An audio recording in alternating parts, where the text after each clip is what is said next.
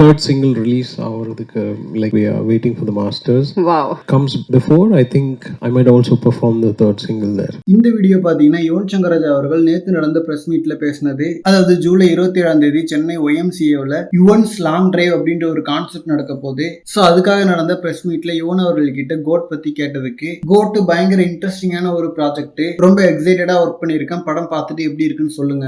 தென் கோட்டோட third சிங்கிளை இந்த கான்செப்ட்ல பாடுவீங்களா அப்படின்னு கேட்டதுக்கு, தேர்ட் சிங்கிளோட ஒர்க்கை நாங்க முடிச்சுட்டு மாஸ்டர்டு வெர்ஷனுக்காக வெயிட் பண்ணிட்டு இருக்கோம். ஸோ ஜூலை 27க்கு முன்னாடியே அது கம்ப்ளீட் ஆகி வந்துடுச்சுன்னா மேபி கான்செப்ட்ல அந்த பாடலாம் நான் பாடுவேன் அப்படின்ற மாதிரி சொல்லியிருக்காரு. பட் கான்செப்ட் மேல ஒரு எக்ஸைட்மெண்ட் வரணும்னு சும்மா சொல்லியிருப்பாருன்னு நினைக்கிறேன். ஏன்னா நாளன்னைக்கு தான் ஜூலை 27. ஸோ அதுக்குள்ள அந்த மாஸ்டர்டு வெர்ஷன் வந்துட்டா கூட சாங் ரிலீஸ் ஆகாமலே அதை பாட மாட்டாரு. அண்ட் கான்செப்ட்ல இவர் பாடணுன்றதுக்காக சாங்கை உடனே ரிலீஸ் பண்ண முடியாது, இன்னும் ஒரு நாள் தான் இருக்கு. மேபி சாங்கை கான்செப்ட்லயே ரிலீஸ் பண்ற மாதிரியான பிளான் இருந்திருந்தா ஒருவேளை டைரக்டா அங்க ரிலீஸ் பண்ணலாம். பட் ஆனா கோட் டீம் இப்போதைக்கு ஆகஸ்ட் ஃபர்ஸ்ட் வீக்ல தான் சாங் ரிலீஸ் பண்ண பிளான் பண்ணிருக்காங்க. ஸோ அதனால கான்செப்ட்ல தேர்ட் சிங்கிள பாடுறது கஷ்டம். பட் கான்செப்ட்ல தேர்ட் சிங்கிள் பத்தின ஏதாவது அப்டேட்டையோ ஆர் கோட் படத்தை பத்தின ஏதாவது அப்டேட்டையோ எதிர்பார்க்கலாம். ஏன்னா வெங்கட் பிரபு அவர்கள் இங்க இருந்தா கண்டிப்பா கான்செப்ட்டுக்கு அவரும் வருவாரு. ஸோ வெங்கட் பிரபு அவர்கள் கிட்ட இருந்து கோட் அப்டேட்டையும் இவன் அவர்கள் கிட்ட இருந்து சாங் பத்தின அப்டேட்டையும் எதிர்பார்க்கலாம். அண்ட் இவன் அவர்கள் இது வரைக்கும் வந்த கோட் சாங்ஸ்ல மெஜாரிட்டி ஆஃப் ஆடியன்ஸை இம்ப்ரெஸ் பண்ணல. ஸோ இனிமேல் வர போற தேர்ட் சிங்கிள்லயோ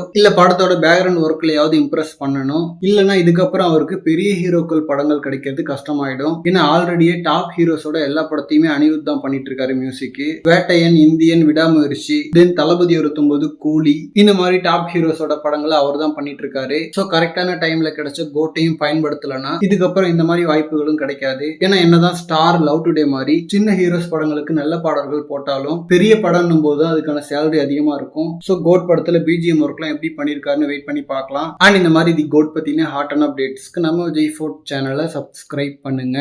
தேங்க்யூ.